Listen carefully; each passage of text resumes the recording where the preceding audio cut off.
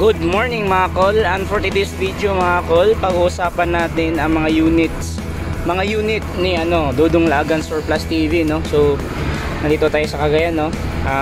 Yan, ito yung unit natin, DG64W Mazda Edition. Yan yung natin, no, nabago natin lahat dito sa loob, no. So ngayon mga kol, ito, marami na tayong nakakasalubong na mga unit ni Dudong Lagan dito sa Cagayan de Oro, no, which is gusto kong interviewin yun sila, no, yung nakakuha ng mga unit ni Dudong Lagan. So isa sa journey natin ngayon, no, bagong journey natin ngayon, i-hand down natin yung mga unit ni Dudong Lagan dito sa Cagayan de Oro or sa buong Mindanao. Yun yung goal natin, no, this year, no. Sana may mag-comment sa atin diyan, no, kung gusto nyo i-hand down ko kayo, no. Comment lang kayo kung saan kayo, kasi pupuntahan namin kayo.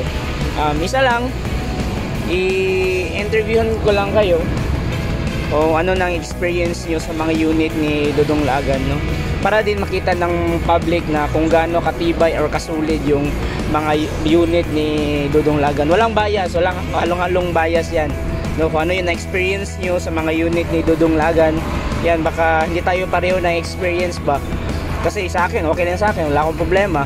Baka sa inyo may mga na-experience kayo na mga issues, no, sa mga unit ni Dudong Lagan.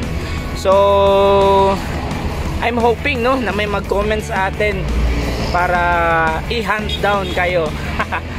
So dito sa Cagayan may nakikita na ako ng mga unit, no, na nakakasalubong ko, pero kailangan ko pang anuhin kung saan sila nakatira or saan sila dito sa Cagayan. Pero kung may ito ngayon, sa pamamagitan ng video na ito, pag may mag-comment na saan sila dito sa Cagayan de Oro or anywhere in Mindanao, I will visit you all, no.